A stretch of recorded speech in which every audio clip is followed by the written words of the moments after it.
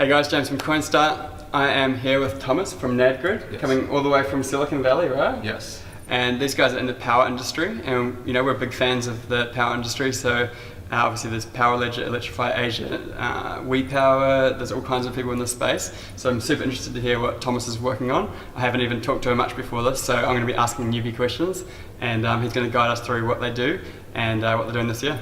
Thanks, Thomas. Appreciate your time. Thank you for having me. Thank you. So tell us a little bit about what you guys are doing. Sure. So NAD is a company based in Silicon Valley in California, and we're a high-tech company trying to help and build a transactive peer-to-peer electricity exchange platform enabled by blockchain technology. Nice. Yes. Great. So is that similar to, so you would know Power Ledger, right? Yes. Is that similar to them? Yes. Yeah. So internally, we actually think Power Ledger is our Australian cousin. Yeah, great. And so we believe at the very beginning of a market, which this is a new market, transactive energy. We believe competitors are actually good. For sure. Competitors help you establish the market and help you actually expand the market in certain cases, and they also help you to differentiate yourself. Yeah. So we love Power Ledger. That's great. Yeah. Because I mean, it definitely makes sense that this is a big industry which hasn't really changed for decades and decades. Yes. That's great. So so tell us a bit more about how the technology works and how you would use it as a consumer and your token. Sure. So in our system, we have two blockchains and one token. So we have a blockchain dedicated for electricity exchange because we feel you really have to have one dedicated for the use of electricity exchange because otherwise the performance will not be enough. Yeah. Yeah. So that's the problem with many public chains because we cannot prevent anybody else coming in and use your computing power for something else. CryptoKitties. Exactly. So imagine someone drop a CryptoKitty on your chain and then all of a sudden the system does not work anymore. Yeah.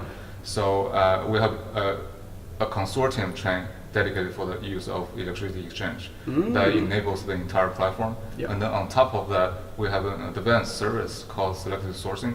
So what selective sourcing does is that in our exchange platform, we require all of the suppliers to label their energy with their cleanliness. And cleanliness is measured by amount of greenhouse gas emitted per unit of power generated. So a unit power might be a kilowatt hour, and so amount of greenhouse gas emitted might be in terms of grams. So grams per kilowatt hour. Yep. And that's to us we feel is the best way. It's the only metric that makes sense to differentiate different suppliers because merely or generically differentiating them by their method of production, like solar, wind, hydro, or nuclear, is not really sufficient because even with two nuclear power plants, they could have very different carbon footprint. Interesting. Yes. Didn't know that. Right. Yeah. So they can the variance between the carbon output is very different depending on which power plant you are. So it depends on your equipment. It depends on your actual technology, which is like thousands of little steps that actually happens. And if you have a little tweak in any one of them, the carbon output is dramatically different. Yes. So you can't just say, yep, nuclear, doesn't matter. Right. It's the same, yes. So that must be part of your specialty is to assess that power plant and make sure that the power or how efficient it is. So the assessment or measurement is actually already established. Right. It's just people are not actively using it. Right. So we want to leverage the actual data, the actual transparency. Excellent. And then our selective sourcing actually allows for customization of cleanliness. Yeah. So imagine a consumer wants a certain level of carbon threshold. And currently no one in the market, no supplier offers something very close to that carbon threshold. What we can do is that we can combine the power supplied by different suppliers, and then the overall portfolio will have a carbon threshold almost the same as the required threshold to make sure it's as cheap as possible. That's so cool. And are you finding that your customers, or are you in the market yet, or are you still working on building the prototype? Or? Yes, we're building the prototype and we're negotiating with a US local utility to do a potential pilot. Wow, that's cool. That's cool. So, because that's the big thing, obviously, is are you going to become just like other, I'm not sure how it works in America, but like say you become a reseller of the power and then you're just pulling that power from different sources, but you're just one of those in the market, or is it a partnership with someone like a power company? Or? Yeah, so the way we want to go to market is actually partnering with the utilities. So the utilities, they are the owner of the physical infrastructure. Yes. And we're basically providing their physical infrastructure with a software layer of infrastructure. And together, when we combine, we're a complete platform. Oh, And then we get to the producers and consumers through the utilities, which already have access to producers and consumers. So they would offer you as a part of their service, basically. So if Yes. if you partner with one of these utilities. Yes. Yeah. So basically, utilities, they are currently making money from maintenance of the physical grid. Okay. Yes, that's Yeah. actually the main way they make money. And then do they sell the power as well or no? They do. So Yeah. that's another role they play, is the retailer of the electricity. But in the US, they almost never make money that way. Really? Yes, because it's heavily regulated, the price. And then they always have to go into long-term contracts with the power plants, which is actually a very risky commodity business. Yes. I can imagine. So for a very long time, they actually want to get out of that business. Wow. And the peer-to-peer transactive energy actually allows them to get out of that business. So we're doing them a big favor in that sense. Wow. Yeah. So when you say peer-to-peer, Yeah. are we talking about like solar electricity which is being sold back onto the grid, just like and selling between peers, or how does that work? Yeah, so like between neighbors, like Yep. say you and I are neighbors, and Mhm. I know you have a solar panel that can probably sustain another house. Yep. So I'll come to you and say, hey, I know you have a solar panel. Can I buy your solar power for the next year at maybe 5 cents per kilowatt hour? And if we come to an agreement, that agreement will turn into a smart contract that will execute on the platform. Wow. Yes. That's cool. That's Yeah. really cool. And so, so where do you see the future of, you guys in say 2 years' time, everything Yeah. going to plan? Where do you think the future is? And then from 2 years, go to like say 10 years' time. Like, let's get right into the future and see the ideal future for you guys. Sure. So the ideal future, so in 2 years' time, hopefully we'll have maybe saturated the market in Okay. a single state in the US. Yes. And at the same time, we're actually not just married to the US, so we're happy to share our technology with other countries for sure, especially maybe Australia. Yeah, great. Maybe partnering with Power Ledger. That'd be cool. Yes. So, but our current focus is in United States, and then we want to hopefully, saturate one state in 2 years. Yep. And then in 5 years maybe, because the biggest hump is the first state. Totally. The Yes. adoption. Right. Getting those customers getting used to it. Yeah. Exactly. So the adoption rate will be exponential, and then hopefully within 10 years we'll take over the entire US market. Nice. Yes. And then because actually our platform has the benefit that the more traffic through it, the more optimized it will be. Right. So the more people adopt the system, the more benefit people will feel. So Yeah. at that time we feel we can actually offer another service which is extremely beneficial, which is actually an existing form of business. It's called demand response. So demand response is increasingly there are more and more automated processes within factories, and even within households. You like the washing machine and then the dryer and the water heater. So what we can do is that with our real-time electricity price, the price changes, right? So Yeah. when the price drops, when the price is very low, we can work with the factory and say, give us control to automate the process, so we can turn them on when the price is cheap, Nice. and then we can shut them down when the price is high. So that has two benefits. One is monetary, and the monetary benefit with the current technology, which the price only changes like 4 times a day, but with our technology, the price changes like every minute.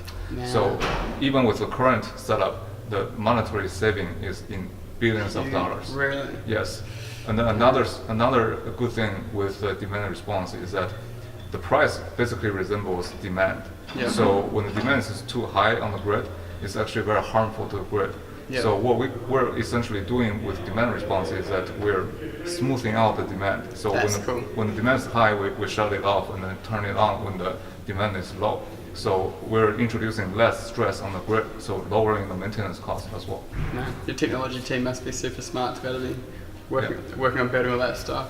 Yes. Have you already done an ICO, or is that coming soon, or what's going on there? Yeah, so we do have a token sale. So our token actually only is used for the premium of the service. Interesting. So for actual electricity paying, it will be done in the local fiat money. Cool. Cool. And we feel that's the best way because People used to it. Yeah, Yeah. right, exactly. And not actually that many people have heard of cryptocurrencies. That's right. And much less knows how to actually use it Yeah. safely. Yeah. Right. So electricity bills should continue to be paid in fiat, and then Yeah. the token will be used for the selective sourcing service. So for people who have a requirement on their cleanliness of the power, then they use that service. And then also they don't have to use it very frequently. They can set it on a default level, Right. and then we just continue to help them with that service. But they just need to pay our token, which we call it Eden, Cool. for the name, because we want to because the selective sourcing really allows for a gradual reduction of carbon footprint instead of going from 0 to 1, Yeah. clean to dirty to clean in one step. Yeah. So we're hoping with Eden, we're bringing the Earth back to the Eden days. Wow, that's Yeah. cool. I like that. That's really cool. So, and also, I just noticed your last name is Sun. Right. Yeah, That's so awesome. what a coincidence. So that's so good. So with how does that look like for a consumer who wants to use your product? They want to sign up to a website. Do they, you haven't done your ICO yet? You're going to do it, or? So the ICO part, we're not very certain yet. Okay, so you're still holding off on that. Right. Let's just say you've done your ICO, you've got the tokens are out and about. Mhm. How do they just purchase it easily with fiat on the website, and then it just sits there in a wallet, and then you just use your extra tokens to pay for the premium, or? Right. So eventually, our token has to be listed on a cryptocurrency exchange because we want the token's value to be dynamic. Yep. Because we want it to get cheaper when the people are less demanding of that service. Right. We don't want to have a fixed rate of the service. Yep. Because a fixed rate does not make sense. When people are demanding the service less, the service should become cheaper, Yeah. and incentivize people to use the service more to reduce the carbon footprint. Interesting. That makes sense. Yes. Man, so, okay. So right now we're actually doing private sale of the token. Oh, you are? Okay, Yes. cool. Yes. What's your hard cap, and how much are you raising, if you can raise the whole amount? So, so the ICO market, changes every single yeah. day. It's very sensitive to many different things. Yeah. So our hard cap is at about 42,000 ethers. Yep. Yeah. So in terms of US dollars, it's about $34 million. Yeah, not bad. Yeah. Yeah, that's a pretty good amount. Yeah. Yeah, that's a good number. So we spend a lot of time looking at different ICOs and trying to tokenomics or token metrics is like really important to get those so it has a chance of appreciating. Yeah. So that sounds reasonable. So doing private sale at the moment, and then depending on, I suppose, The regulation, actually, Yeah. depending on the regulation, whether we can do an ICO. Yeah. What we're thinking is actually, because we want to leverage the date of April 22nd. Do you know what day that is? No, what's that? It's the International Earth Day. Interesting. Yes, we want to maybe give out free Edens on that day. Nice. So as a gesture of, we are really there for the environment, and That's we cool. have a very practical and realistic way of actually reducing carbon footprint. And we have a very advanced service that's going to scale into the future to bring more stability to the grid. That's So, wild. That's yes. great. So stay tuned to the April 22nd. Yeah, so like for people that are watching, which website do they go to?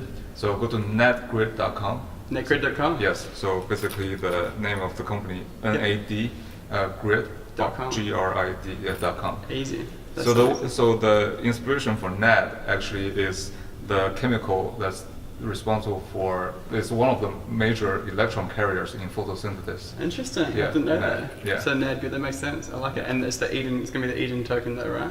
Yes, it's going to be the Eden token that we issue. Man, it's so good. Well, I love what you're doing. It's super interesting. We'll be keen to follow you and can maybe do another interview later when you're back home and give us an update. So Yeah, I of wish you course. all the best. It's an awesome venture that you're working on. Thank you. Next time. Thank you. Cheers. Thank you. Cheers.